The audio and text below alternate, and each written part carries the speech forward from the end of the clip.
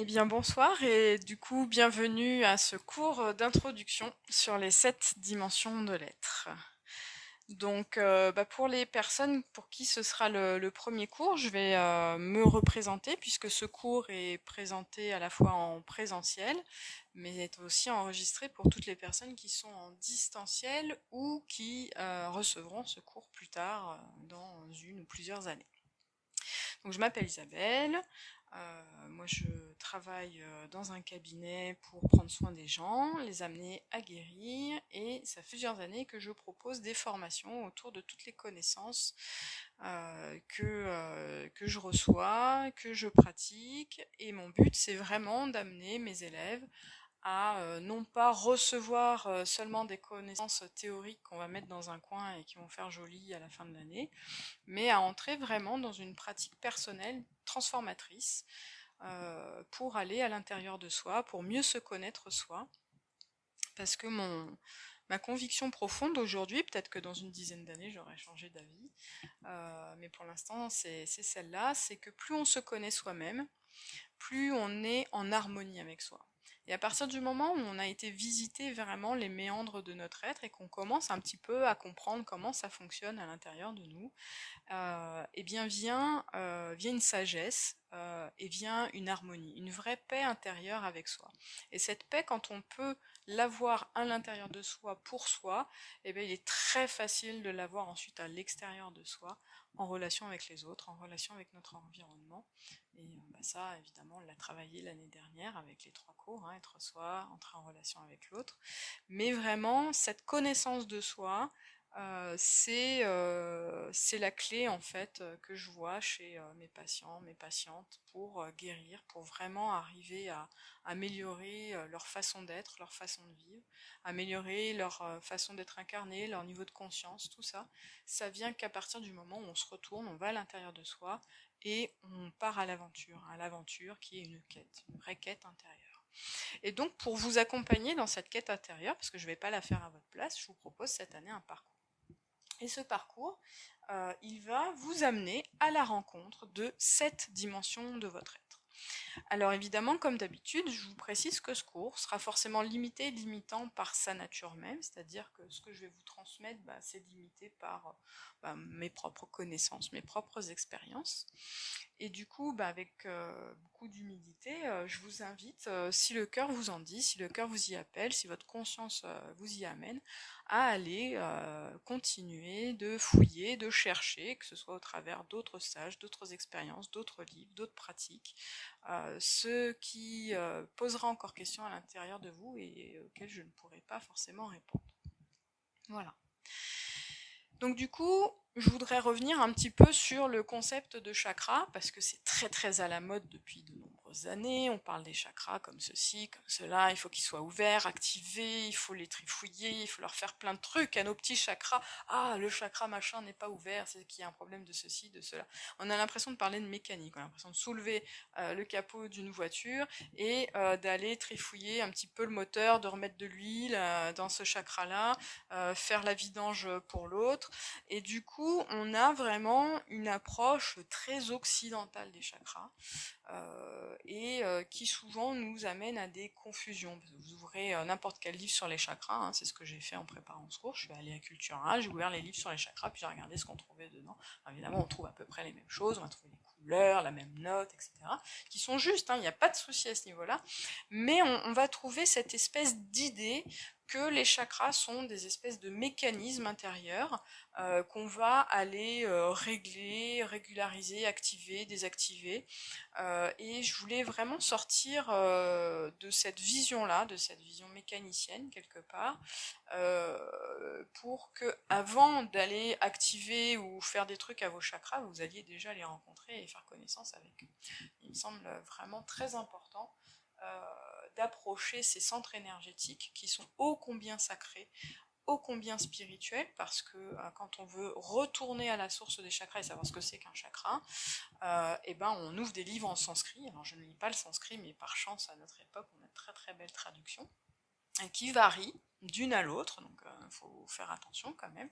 Mais dans ces traductions, on retrouve du coup un texte, enfin des textes ancestraux d'une poésie extraordinaire. C'est très très beau, c'est magnifique, et qui nous parle d'un univers. Chaque chakra, c'est comme un univers tout entier. Et pour bien décrire les chakras, de mon point de vue, bien entendu, ça n'engage que moi, la métaphore qui m'a le plus parlé, c'est Yann Loranger, qui est astrologue mais aussi apiculteur, et qui dit que un chakra, c'est un peu comme une ruche. Et c'est vrai sur le plan énergétique, quand on se connecte à un chakra et qu'on va aller voir ce qui se passe vraiment sur le plan énergétique pur, hein, juste l'énergie, comment ça circule, effectivement, on a l'impression d'avoir une espèce de ruche. Et puis ça peut être une ruche avec beaucoup d'abeilles, avec peu d'abeilles, etc. Donc effectivement, d'une ruche à l'autre, sur le même endroit, sur la même personne, on ne va pas avoir exactement les mêmes perceptions.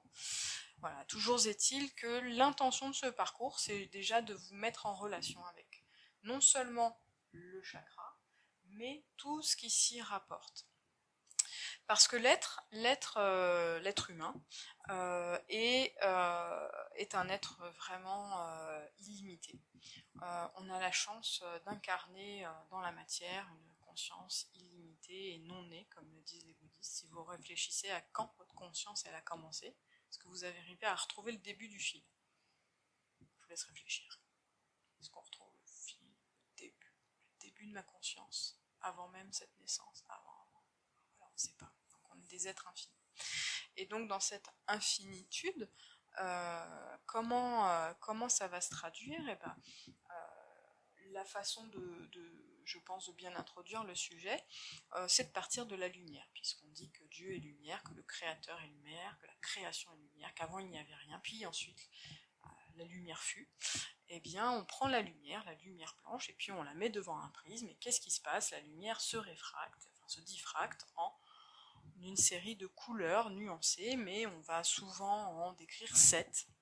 Et c'est rigolo parce que ces 7 couleurs correspondent évidemment aux 7 chakras qui ont été décrits dans les textes védiques, hindouistes. Pardon. Et du coup, dans ces 7 couleurs, dans ces 7 chakras, il n'y a pas que le chakra, c'est toute une dimension de l'être. Et on va voir que chaque chakra peut être mis en lien avec un élément, terre, feu, air, eau, peut être mis en lien avec un plan d'incarnation, plan physique, plan astral, plan mental, etc. Peut être mis en lien avec une saison aussi, dans la nature, on va retrouver les mêmes enseignements. Peut être mis en lien avec une note de musique, peut être mis en lien avec des substances olfactives venues de la nature. On va pouvoir les mettre en lien avec beaucoup de choses. Le but, c'est pas de vous perdre dans tous les repères que chaque dimension va pouvoir proposer, c'est vraiment de vous inviter, vous, à trouver avec votre sensibilité ce qui vous parle. Si c'est la couleur, mais tant mieux. Si c'est une pierre, je vais vous proposer des pierres pour travailler avec. Là, j'ai amené 7 pierres sous la forme de cœur. Je vais en avoir certaines que je peux vous revendre, que j'achète chez un fournisseur et que je choisis moi-même. Mais après, vous pourrez trouver vos pierres vous-même.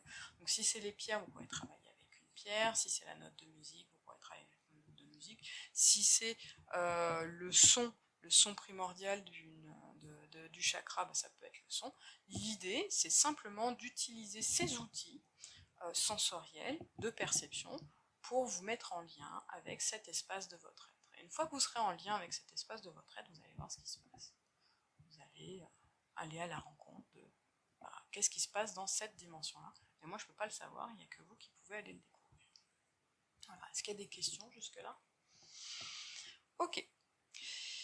Donc du coup, pour parler de ces 7 dimensions, je vais commencer à les présenter d'une façon différente, parce que c'est vrai qu'on voit souvent les chakras présentés comme une évolution du premier au 7e chakra, et puis on va avoir différentes interprétations. Il y a des gens qui disent que le chakra 1, 2 et 3 est en résonance avec le chakra 5, 6 et 7, et puis on va avoir l'inverse, 1, 2 et 3 avec 7, 6 et 5.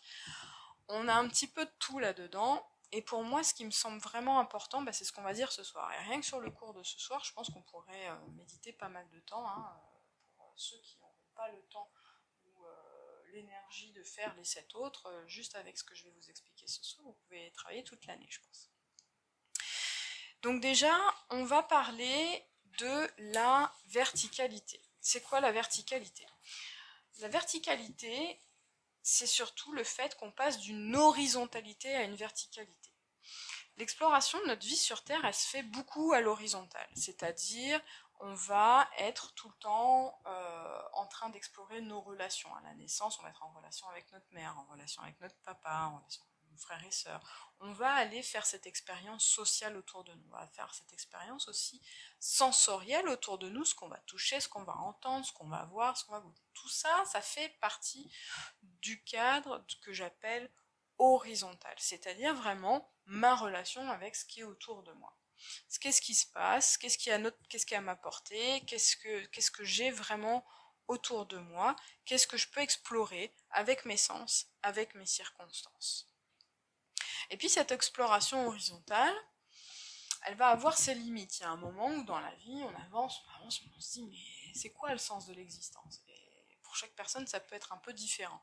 Le déclencheur, ça peut être une maladie, ça peut être un accident, ça peut être une prise de conscience, ça peut être un burn-out, ça peut être plein de choses. Mais il y a un moment où on s'arrête et on se dit mais what the fuck, comment ça marche? Qu'est-ce que c'est que ce bordel? Qu'est-ce que je fous là? Qu'est-ce qui se passe? Et il y a ce moment où on s'arrête, il y a ce moment où on se remet en question. Il y a un moment, ou plusieurs moments dans la vie, où on se pose et on se dit attends, où est-ce que je suis là? Où est-ce que je nage? Alors là, je fais des petits gestes où je nage. Et on se sent un peu paumé. Et ça, c'est normal. Et l'évolution nous invite effectivement à faire cette exploration, mais je pense que l'évolution spirituelle, énergético-spirituelle, nous invite au bout d'un moment à nous redresser. Tout comme l'enfant qui commence par être à quatre pattes et à aller explorer son environnement à quatre pattes à l'horizontale, il finit par se mettre debout, et c'est bien ce qui nous différencie de la plupart des autres mammifères terrestres. On se met debout, on s'élève, et on fait une exploration plus verticalisée. Et pour illustrer ça, j'ai amené deux images que je vais vous montrer et que vous aurez dans le petit fichier synthèse forcément. La première image, je la décris pour les personnes qui ne pourront pas la voir. C'est l'évolution de l'œuf au papillon. Et notre papillon, qui est un si bel animal totem de l'évolution et des cycles d'évolution, il commence sa vie à l'horizontale sur une feuille, en tant qu'œuf, et puis il y a l'éclosion et la chenille sort de l'œuf. Et la chenille, elle parcourt à l'horizontale et elle mange des feuilles, et elle mange des feuilles. Et même si, vous l'avez peut-être déjà vu, une chenille, ça peut se redresser, ça n'avance qu'à l'horizontale. Ça monte le long des tiges, je le concède. Mais l'idée, c'est d'aller voir que cette chenille, au bout d'un moment, dans son évolution, elle aura atteint un summum, elle aura fini de manger, elle va s'immobiliser complètement, elle va se verticaliser avec sa chrysalide, puisqu'une chrysalide est généralement attachée à une feuille, elle s'attache par les pieds, j'ai envie de dire, par le bout de la queue, et puis elle, avec sa salive, elle fait du fil tout autour d'elle, elle construit sa chrysalide, et elle va rester un moment immobile dans cette nouvelle position, dans cette nouvelle verticalité, jusqu'à ce que la transformation se fasse à l'intérieur et que notre chenille devienne papillon. Et que le papillon, avec ses belles ailes, puis aller explorer une très grande verticalité, puisqu'il vole. Donc il est encore meilleur que nous au niveau de la verticalité. Deuxième exemple pour illustrer ce sujet, l'évolution de l'être humain depuis nos ancêtres australopithèques, en passant par l'Homo habilis, puis l'Homo erectus, puis l'Homo néanderthalis, puis l'Homo sapiens et l'Homo sapiens sapiens, depuis le singe jusqu'à l'humain. Après, il y a des gens qui ne croient pas à cette théorie, mais c'est pas grave, on s'en fout. La nature nous montre qu'on passe d'une horizontalité à une verticalité. Il y a une élévation. Et d'ailleurs, si vous faites du yoga, par exemple, on va vous faire commencer souvent les séances allongées, puis on va vous faire redresser tout doucement et repasser à la verticalité. Voilà. Donc il y a vraiment cet élan naturel de passer d'une horizontalité à une verticalité. Et quand je fais ces gestes-là, tout de suite on voit bien le geste de croix, qui lui commence par contre avec une verticalité et termine avec une horizontalité. Dans toutes les spiritualités, on va avoir du coup cette espèce d'élan à la verticalité, à construire notre axe, à trouver notre axe. Et cet axe, en fait, il va vraiment se passer entre le ciel et la terre, ou entre la terre et le ciel, et au profit de notre être véritable. Est-ce qu'il y a des questions là-dessus ? En quête de réponse, même nos ancêtres se tournaient vers le ciel, même nos ancêtres se tournaient vers la terre. Quand on regarde les textes, les transmissions sacrées les plus ancestrales des peuples premiers qui existent encore, il n'y en a plus beaucoup sur notre planète, ils ont tous été trouver les réponses à la fois dans ce qu'on appelle chez les Amérindiens par exemple la médecine de la terre, c'est-à-dire vraiment comprendre comment la nature fonctionne, comprendre comment les choses arrivent. Et puis il y a eu la médecine du ciel avec l'astrologie qui a été quelque chose de développé chez nos ancêtres de façon très très très forte. Aujourd'hui on a même des hypothèses très probables, très très étayées, comme quoi les dessins des grottes de Lascaux, et pas que les grottes de Lascaux, les grottes du Mercantour, n'étaient pas juste des dessins de bisons et du gibier qui étaient chassés par nos ancêtres et qu'ils honoraient parce que sans lui ils pouvaient survivre, mais c'était vraiment des dessins astrologiques, astronomiques, de description de quand les planètes sont comme ça, c'est le moment où justement les bisons sont en migration, etc. Donc l'homme a toujours été chercher les réponses à la fois vers le ciel et vers la terre. Et ça, c'est hyper intéressant dans le travail que nous allons faire lors de ce parcours. Parce que du coup, on va aborder vraiment la verticalité. Et pour illustrer ça, je vais avoir un dernier exemple. Par exemple, chez les Amérindiens, il y a différents objets de pouvoir, différents objets sacrés. La pipe, par exemple, la pipe est un objet sacré qui est horizontal, qu'on fume, effectivement avec la fumée qui monte vers le ciel, mais qu'on va partager horizontalement, hein, le calumet de la paix. Hein. On a aussi le bâton de parole comme ça, qui est non pas dirigé vers le haut, mais qui est dirigé vers les uns et les autres, et qu'on va maintenir à l'horizontale.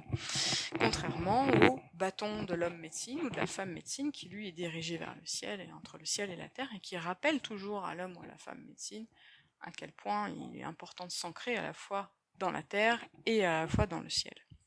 Voilà. Donc tout ça, ça nous amène vraiment à comprendre que on n'est pas fait pour faire la chenille toute notre vie et faire de l'horizontalité et avoir l'impression de stagner ou de tourner en rond. On est fait pour s'élever. Et cette élévation, elle est présente vraiment dans toutes les traditions spirituelles, en tout cas celles que j'ai pu rencontrer ou étudier. Et dans cette verticalité vertigineuse, on va avoir tout un tas d'exemples. Par exemple, quand on prend refuge chez les bouddhistes, on dit je prends refuge en le Bouddha, donc le Bouddha étant l'exemple de celui qui a atteint l'éveil. Hein. On a l'arbre de la Bodhi d'ailleurs, je vous l'ai amené en photo. Donc l'arbre de la Bodhi, que vous aurez dans votre document synthèse, l'arbre au pied duquel le Bouddha a atteint l'éveil. Et ça, c'est extrêmement sacré parce que dans le symbolisme en fait de l'éveil, il est toujours présent cet arbre. Et c'est pas pour rien, parce que l'arbre, on va le retrouver dans tout un tas de traditions. On va le retrouver par exemple dans les traditions nordiques, avec l'arbre qui s'appelle Yggdrasil, qui est l'arbre des mondes, hein, qui décrit à la fois des mondes infernaux, des mondes célestes, des mondes terrestres, différents plans en fait d'existence reliés entre eux par un ou plusieurs arbres. Après, ça dépend comment c'est illustré. On va également avoir dans la Kabbale judéo-chrétienne, enfin la Bible, l'arbre de vie, tout simplement, que là j'ai représenté donc cet arbre de vie avec les différentes séphirotes sur un arbre, mais qui de toute façon a cette particularité d'avoir une séphira en bas et une séphira en haut, avec un tronc au milieu et des branches qui se répartissent à droite et à gauche. Et donc cette thématique de l'arbre, elle est vraiment présente partout. Dans toutes les traditions, on va se retrouver dans cette espèce d'état de silence entre la terre et le ciel. On va se relier vraiment à toute cette verticalité. On va aller essayer de se relever, on va essayer de se mettre en fait sur cet arbre. Et puis l'arbre, bon bah voilà, est-ce qu'il n'y a pas beaucoup d'arbres qui poussent à l'horizontale? On va avoir des lianes, on va avoir des arbres un peu couchés à certains endroits parce qu'ils ont eu des accidents, mais en vrai, un arbre qui pousse bien, c'est un arbre qui poussent verticalement avec des bonnes racines ancrées dans la terre et des feuilles qui cherchent toujours plus le soleil, quitte à s'arranger entre eux, hein, quand on a des arbres qui se collent les uns les autres, on en a certains qui savent faire équipe et se partager le soleil. Et ça, c'est un très très bel exemple de vie en société. Donc je vous ai parlé du bouddhisme où on va avoir donc la prise de refuge. On prend le refuge en le Bouddha, donc le Bouddha qui représente déjà cette échelle, hein, entre la terre et le ciel, le Dharma qui sont les enseignements du Bouddha et la Sangha qui sont en fait tous les êtres qui sont autour du Bouddha en train d'essayer d'atteindre l'éveil ou qui l'ont déjà atteint, jusqu'à atteindre l'éveil. Donc on a cette première partie de la prise de refuge où on s'élève, on regarde le Bouddha en exemple, on suit ses enseignements et avec toute la communauté spirituelle autour de nous, on va chercher l'éveil. Et ça, c'est clair que ça se dirige vers le haut. La deuxième partie de la prise de refuge, c'est par la force de générosité et d'autres vertus. Et ça, ces vertus-là, forcément, on les incarne, hein, c'est quelque chose qu'on ne fabrique pas dans notre conscience. Hein, c'est quelque chose, la générosité, si on veut la mettre en pratique, c'est dans la matière. D'autres vertus, je sais pas, comme la tempérance, la bonté, la compassion, c'est des choses que si on a juste à l'intérieur de nous, mais qu'on n'exprime jamais, qu'on réalise jamais en vrai, hein, ça veut dire que ça, enfin voilà, on n'est pas dans la pratique. Donc, on va se mettre dans la pratique des vertus. Donc, puissais-je, par force de générosité et d'autres vertus, atteindre à la bodhéité. Et la bodhéité, ça n'est pas l'éveil. L'éveil, c'est l'état de conscience où on sort de la roue du samsara. La bodhéité, c'est incarner dans la matière l'éveil. Donc, puissais-je atteindre la bodhéité, et puis il rajoute pour le bien ultime de tous les êtres, parce qu'on ne fait pas ça juste pour se faire plaisir à soi, c'est quelque chose qu'on atteint pour amener dans toute l'humanité, dans toutes les consciences un peu plus d'éveil, et on l'amène en l'incarnant dans la bodhéité. Donc ça, c'est l'exemple dans le bouddhisme. Donc on a aussi cette espèce d'échelle qui nous invite à la fois nous élever, mais aussi à faire redescendre ces qualités divines en soi pour les incarner pleinement. Qu'est-ce qu'on a d'autre? Eh bien, quand on prend toutes les prières chrétiennes, qui sont souvent à la fois des invocations et des demandes, hein, quand on s'adresse à notre Père qui est aux cieux, on se tourne vers le ciel, on va là-haut, et on sait qu'on s'adresse à quelqu'un qui est au-delà de nos créateurs. Et ensuite, on lui demande des choses. Pardonne-nous nos péchés, délivre-nous de la tentation. On va demander ensuite que des choses descendent. Quand on s'adresse à Marie avec le Je vous salue Marie, c'est pareil. Toute la première partie du Je vous salue Marie, c'est Je m'adresse à toi Marie, pleine de grâce, le Seigneur est avec toi, je reconnais qui tu es dans ta divinité. Et la deuxième partie, c'est prie pour nous. Dès maintenant, jusqu'à notre mort, c'est descendre, s'il te plaît, ta bénédiction, amène-la nous. Donc on va avoir ça notamment dans la plupart des prières, hein, quand vous trouvez des prières qui sont plutôt bien écrites, comme celle de Raphaël Payer, on va avoir l'invocation, on s'adresse à l'archange, on s'adresse à Joseph, à Marie, on s'adresse à Dieu, et ensuite on demande à recevoir quelque chose. Voilà. Dans l'arbre des séphirotes, qui est l'arbre de vie, on a aussi cette dynamique, parce que chaque séphira est en fait un vase qui nous représente. Il y a 10 séphiras, hein, qui sont répartis en 3 colonnes, et chaque vase va être rempli par le haut, par une énergie qui descend, et à la fois, nous, on va incarner les vases en remontant vers le ciel. Alors là, je vous la fais vraiment très très courte. Si le sujet vous intéresse, je vous encourage vivement à vous renseigner auprès d'Annick de Souzenel ou Raphaël Payer, qui ont fait des enseignements extraordinaires sur le sujet et qui peuvent être l'œuvre d'étude de toute une vie, ou même plusieurs peut-être, je ne sais pas. En tout cas, on a cet arbre des séphirotes qui est constitué par une dizaine de vases réceptacles qui reçoivent et qui redonnent. Un peu comme des coupes de champagne à un mariage où on remplit celle du haut et puis elle se déverse sur toutes celles du bas. Et ben c'est un peu pareil. Et nous, notre travail dans cet arbre de vie, c'est de monter vers Dieu quand Dieu descend vers nous. Et on a vraiment ce double sens de travail. Donc ça, c'est pour la Kabbale judéo-chrétienne. Ça monte, ça descend. Vous faites du Qigong, on va vous faire monter les bras vers le ciel pour aller vous accrocher à l'énergie du ciel, et puis on va vous faire ancrer votre coccyx dans la terre. On va avoir la même chose, puis vous allez descendre les bras, puis vous allez remonter. On va avoir toujours ce mouvement de montée et de descente. Pour reciter la Bible, on va avoir l'échelle de Jacob, où il est décrit que des 2 anges descendent et 2 anges montent. Donc on va avoir toujours cette espèce d'idée de montée et de descente. Quand vous allez faire des exercices de méditation ou des exercices de pratique énergétique, on va aller vous connecter à la lumière en haut, on va aller faire descendre la lumière, on va vous faire vous enraciner en bas. Il y a toujours cette idée de double ascenseur dans la verticalité qui est vraiment prépondérante. Et pourquoi? Mais parce que il est, je pense, important de réaliser que nous sommes nous aussi comme des arbres. Nous avons des racines bien ancrées dans le sol et des racines qui cherchent la lumière, comme les arbres, pour faire grandir leurs feuilles, pour fructifier. Voilà. Donc du coup, on a cette espèce d'histoire d'amour. J'aime bien parler d'histoire d'amour parce que je trouve que c'est très joli. Entre la terre et le ciel. Hein, où on a à la fois une énergie divine qui descend et une énergie terrestre matérielle qui essaie de monter. Et ça, du coup, on va pouvoir le voir au travers des chakras. Donc là, je vais commencer à prendre mes feutres. Je ne sais plus où je les ai posés. Qu'est-ce que j'en ai fait? Je pensais qu'ils étaient par là. Ils sont là. Et je vais vous dessiner, pour ceux qui auront la chance de le voir,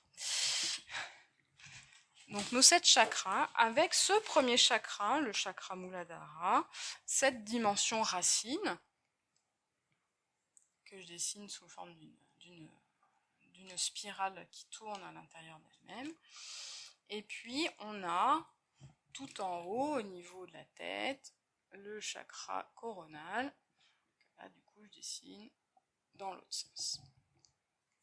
Au milieu de ça, on va avoir le développement de nos chakras. Donc on va avoir le 12e chakra, le 3e, au milieu le 4e chakra, le chakra du cœur en vert. Puis on continue de monter avec le chakra laryngé, le 3e œil et enfin notre chakra coronal que j'ai déjà dessiné. Et cette verticalité, pour les chakras, elle va fonctionner aussi pareil. Parce que quand on regarde le sens de fonctionnement des chakras, sur le plan énergétique, et ça dans tous les bouquins d'énergétique de base, vous allez le trouver, le chakra d'en bas, il rayonne vers le bas, donc ça fait une sorte de cône d'énergie qui descend vraiment de l'anus dans la terre, et le chakra coronal, il a cette espèce d'entonnoir qui monte vers le ciel. Donc ces chakras, ils sont orientés vers le haut et vers le bas. Et au milieu de ça, on va avoir 5 autres chakras qui vont être orientés devant-derrière. Donc c'est pareil, ils vont rayonner plutôt devant et plutôt derrière au niveau de notre corps. Et si vous avez une sensibilité dans les mains, vous pouvez passer votre main en demandant vraiment à sentir chacun de vos chakras. Et vous allez sentir des petits picotements un peu différents. Et ça sera vide entre 2 chakras, pas complètement parce que